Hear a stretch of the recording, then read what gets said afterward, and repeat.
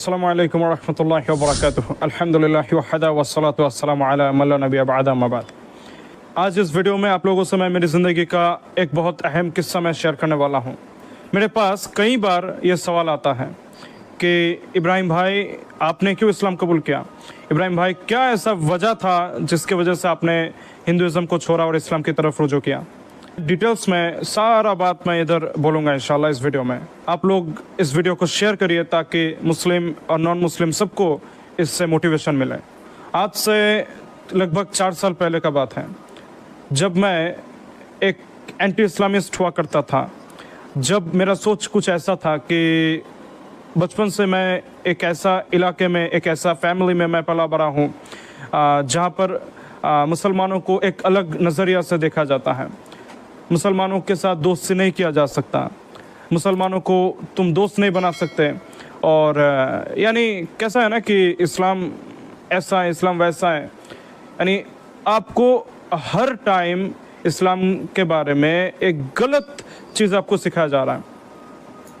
और मैं जिस स्कूल में मैं पढ़ाई किया बचपन से, वो स्कूल मेजॉरिटी में पूरा हिंदू था। यानी वहाँ पर अगर आप ढूंढेंगे तो लगभग आपको 2-3 ऐसा ही मिलेगा जो कि मुसलमान बच्चा वहाँ पर पढ़ाई किए हैं।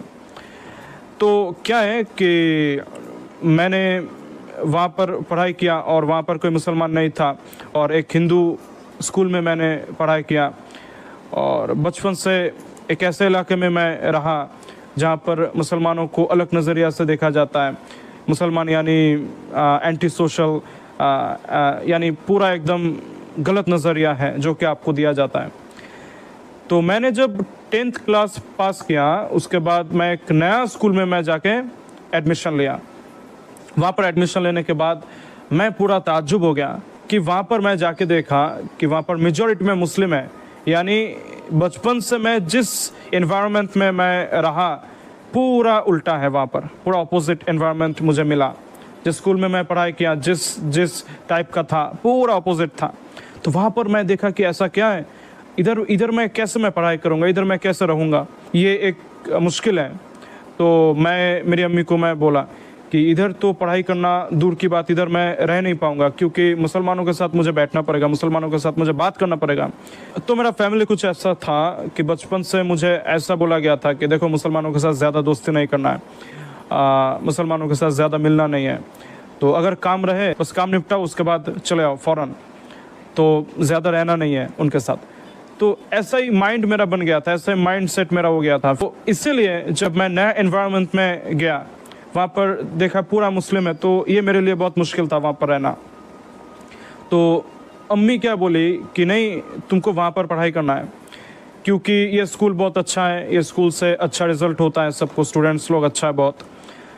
तो अब मैं क्या करूँ, मैं वहाँ पर मैं एडमिशन लिया, मैं वहाँ पर पढ़ाई करना स्टार्ट किया। तो एक हफ्ता, सिर्फ एक हफ्ता गुजरा तो मेरा सोच धीरे धीरे बदलने लगा, मेरा सोच धीरे धीरे चेंज होने लगा। मैं अकेला मैं रहता था वहाँ पर क्लास में, मैं एकदम लास्ट बेंच में या फिर जिस बेंच में कोई नहीं है उस बेंच में मैं जाके मैं बैठता था ताकि मैं मुसलमानों के साथ मैं ना रहूँ, ताकि मुसलमानों के बगल में मुझे बैठना ना पड़े। तो यही था मेरा मकसद।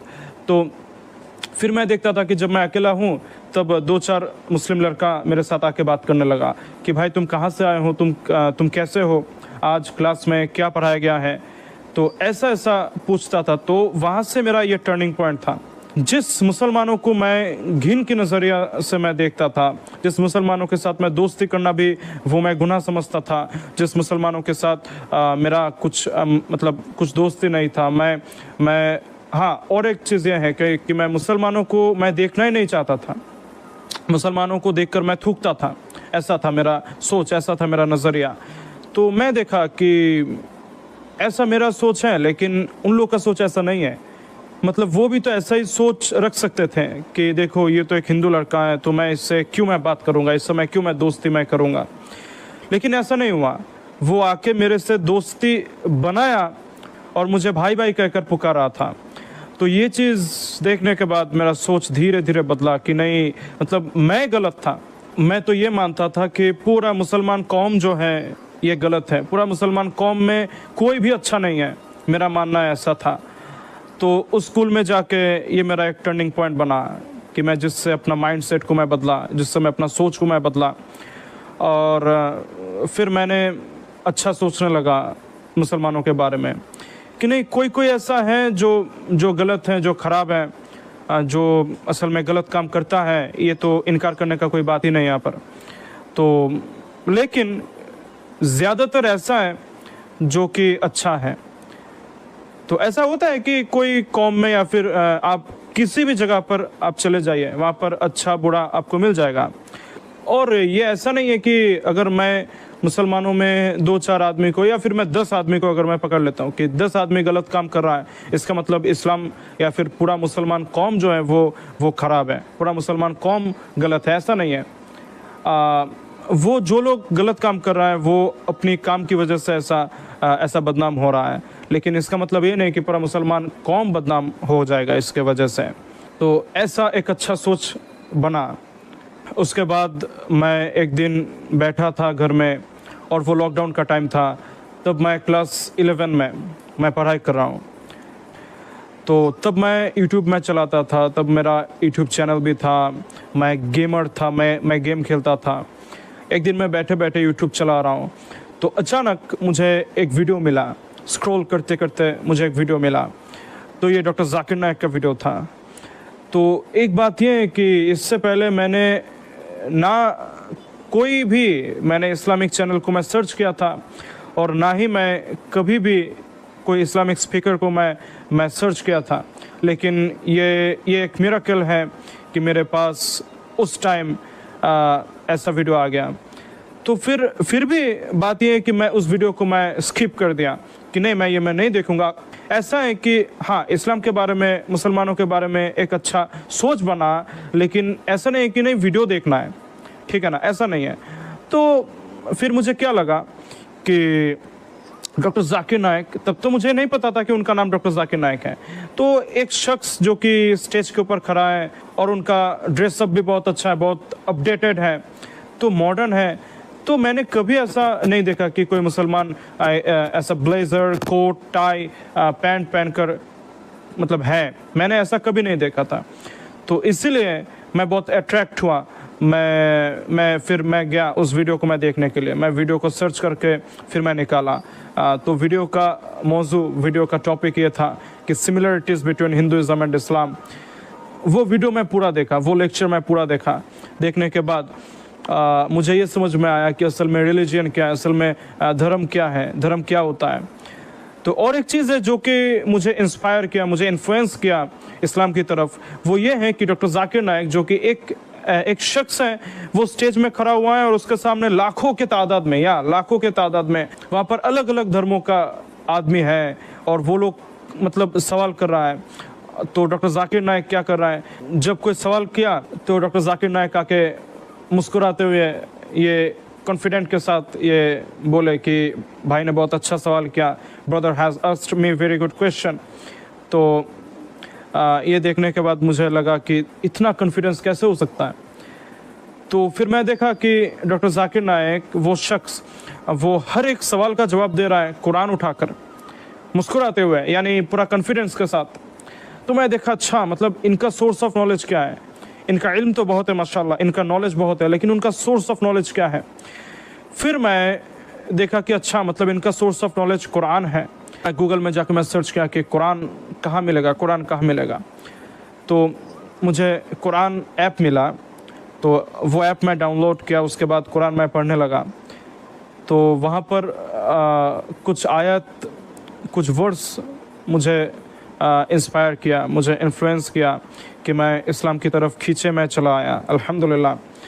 तो पहला चीज़ ये है कि सूरा बकरा का आयत है, सूरा बकरा सूरा नंबर 2 आयत नंबर 2। अल्लाह सुब्हानहू व तआला वहाँ पर फरमाते हैं, अऊज़ु बिल्लाहि मिनश शैतानिर रजीम, ज़ालिकल किताबु ला रैब फ़ीहि हुदल लिल मुत्तक़ीन।